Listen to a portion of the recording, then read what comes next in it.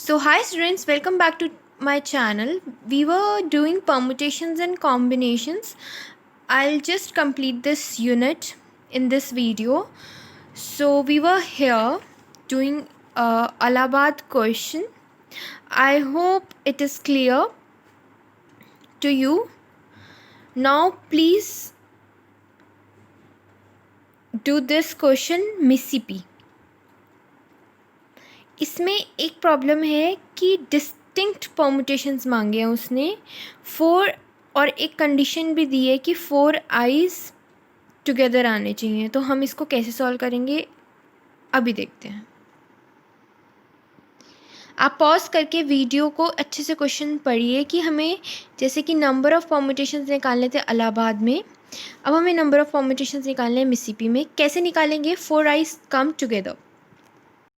So in this word हमें distinct permutations बताने कितने बनेंगे और एक कंडीशन गिवन है कि 4 आइज़ कम टुगेदर। 4 आइज़ जो है इकट्ठे आने चाहिए। तो अब हम क्या करेंगे, इन चारों आइज़ को अलग से निकाल लेंगे। 1 2 3 4 आई को एक पैकेट में बंद कर दिया, बाकी लेटर्स ऐसे आ गए। ठीक है, नाउ काउंट द लेटर, और इसको एक लेटर काउंट करना है। 1 2 3 4 5 6 7 8। हमारे पास है टोटल 8 लेटर्स अरेंज करने के लिए। 4 आइज़ कम टुगेदर या कुछ भी होता, 2 पीस कम टुगेदर। तो ऐसे ही सेम प्रोसीजर हम करते, उसको एक पैकेट में बांध लो, बाकी सब वर्ड्स अलग। एंड इसके लिए टोटल नंबर कितने हो गए वर्ड्स हमें जो अरेंज करने हैं? 8 फैक्टोरियल। 8 फैक्टोरियल को 8 फैक्टोरियल में अब क्या है, 4s जो हैं एक जैसे हैं, उसके लिए 4 फैक्टोरियल नीचे। 2p's जो हैं एक जैसे हैं, उसके लिए 2 फैक्टोरियल नीचे। ठीक है, 4 आइज़ को अरेंज करने का तरीका है 4 फैक्टोरियल। इसको अरेंज 4 आइज़ को अरेंज करने का 4 फैक्टोरियल, और चारों सेम है उसके लिए 4 फैक्टोरियल। ये ध्यान रखो, ये किस लिए लिख रही हूँ, ये किस लिए लिख रही हूँ, ये किस लिए लिख रही हूँ, ये किस लिए लिख रही हूँ, ये किस लिए। ध्यान से वीडियो सुनोगे तो समझ आएगा, तभी किसी और क्वेश्चन में अप्लाई कर पाओगे। तो इसमें क्या है, 8 फैक्टोरियल क्यों लिखा? 8 नंबर्स। 4, ये 4 फैक्टोरियल कहाँ से आया? क्योंकि 4s सेम थे। ये 2 फैक्टोरियल कहाँ से आया? क्योंकि 2p सेम थे। मैंने हमेशा बोला जितने नंबर सेम है उतना वो आएगा। ये कहाँ से आया? इसका अरेंजमेंट का तरीका। ये कहाँ से आया? क्योंकि ये सेम थे। ठीक है, तो अब क्या होगा, 8 factorial by 4 factorial, 4 factorial cancel, या ये कैंसिल कर दो, एक ही बात है। 4 फैक्टोरियल इंटू 2 फैक्टोरियल लेफ्ट हो जाएगा। 5 6 7 इंटू 8 4 फैक्टोरियल हमने काट दिया उससे, तो जो आंसर बचेगा वो ये होगा 4 5 6 इंटू 7 20, 7 6 42। ठीक है, 42 इंटू 2 840 आंसर आएगा। सो इसमें ध्यान रखना है कि किसके लिए हम क्या ले रहे हैं। पॉज द वीडियो और इसको देखो कि मैंने ये कैसे सॉल्व किया।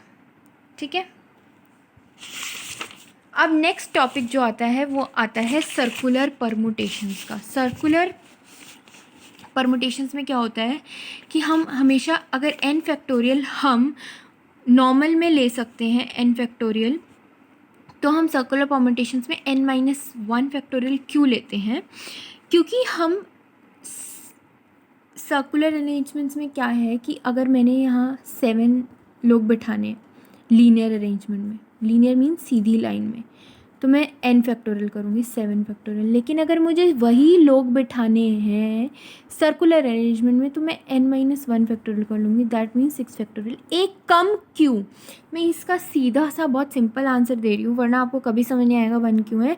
क्योंकि जब हम सर्कुलर बिठा रहे हैं, जब हम लीनियर बिठा रहे हैं हमें पता है एक ही लाइन में बैठने, जब हम सर्कुलर बिठा रहे हैं तो हम कोई एक starting point as a reference point ले रहे हैं कि अच्छा ये पॉइंट होगा, अच्छा ये पॉइंट हो सकता है।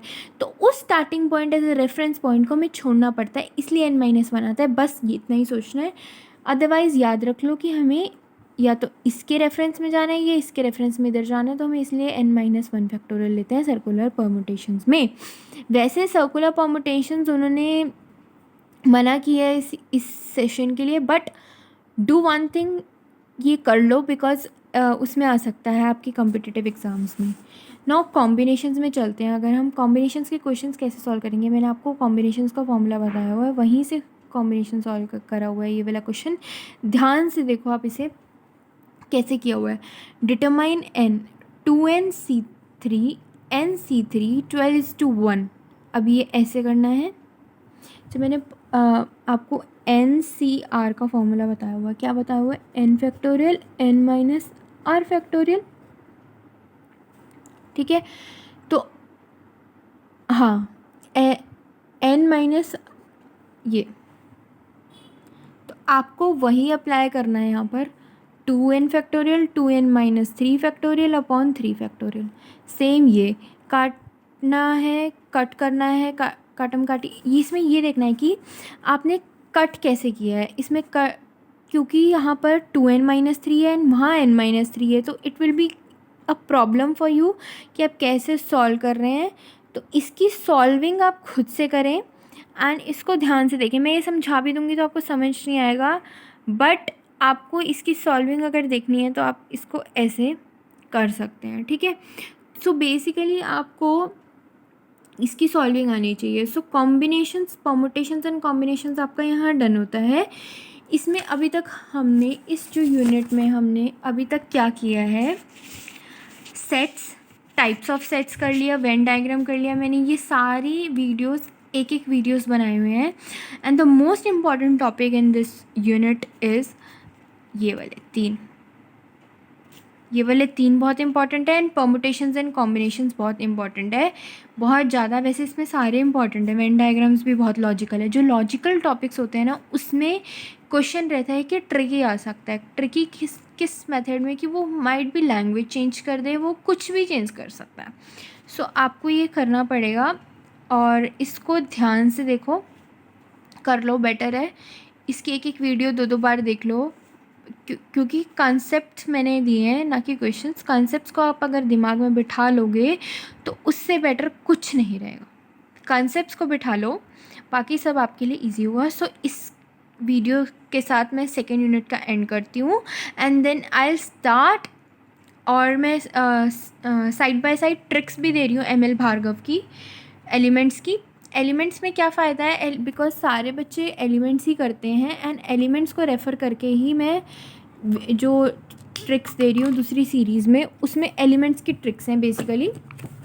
तो आप अब परमुटेशंस एंड कॉम्बिनेशंस मैंने आपको पढ़ा दिया। सेट्स वाला चैप्टर आराम से कर सकते हैं। रिलेशंस पढ़ा दिया, सीक्वेंस एंड सीरीज़ पढ़ा दिया, परमुटेशंस एंड कॉम्बिनेशंस पढ़ा दिए। मैंने बेसिक्स पढ़ाए।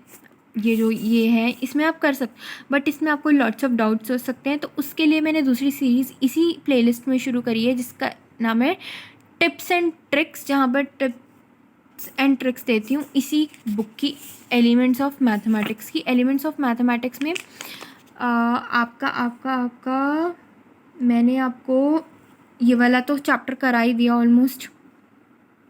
फर्स्ट चैप्टर हो गया, second chapter types of sets, Venn diagram, ये सब देख दिया मैंने। ये आप सेकेंड चैप्टर आराम से कर सकते हैं, यूनिट 2। ये सारा वही सिलेबस है आपका। तो अब आपने क्या करना है, नेक्स्ट वीडियो में मैं आपको यूनिट 3 स्टार्ट करने वाली हूँ। यूनिट 3 जो है वो है मैथमेटिकल एंड लॉजिकल रीजनिंग। ये आपके लिए बहुत नया है, आप इसको ध्यान से देखना वीडियो। और बट इजी है, अगर आपको ये समझ आ जाए कि हम फ्रेजेस क्या लेते हैं, कैसे करते हैं, कैसे नहीं करते। तो अब मैथमेटिकल रीजनिंग मीन्स मैं 11th चैप्टर पे पहुँच गई हूँ। मैंने ये सारे चैप्टर्स कंप्लीट करा दिए हैं मेरी वीडियोस में। तो अब इन चैप्टर्स की टिप्स एंड ट्रिक्स मैं जो दूंगी, एलिमेंट्स की दूंगी। उसमें एलिमेंट्स में बहुत अच्छे क्वेश्चंस हैं जहाँ आप पढ़ सकते हो। इंडिसेस में भी बहुत अड़ रहे हैं बच्चे कि उन्हें ट्रिक नहीं समझ आ रही कि कैसे, क्योंकि बुक का सोल्यूशन कई बार नहीं समझ आता। तो आपने क्या करना है, यहाँ तक कंप्लीट करके वीडियोस आपने उठानी है एलिमेंट्स में से आपने क्वेश्चन करने शुरू करने हैं। एंड मेरी जो साथ साथ सीरीज़ चल रही हैं tricks of elements of mathematics वो स्टार्ट कर देनी है। उसके बाद हम देखेंगे कि यूनिट 3 पे जाना है, लेकिन मैं यूनिट 3 की वीडियोस आज से पब्लिश करना शुरू कर दूँगी, लेकिन ये आपकी स्ट्रैटेजी रहनी चाहिए। So thanks for watching this video, और इसको अगर वीडियो पसंद आई हो तो इसको लाइक कर देना और सब्सक्राइब भी कर देना चैनल को। So thank you. So this is for all. Thank you.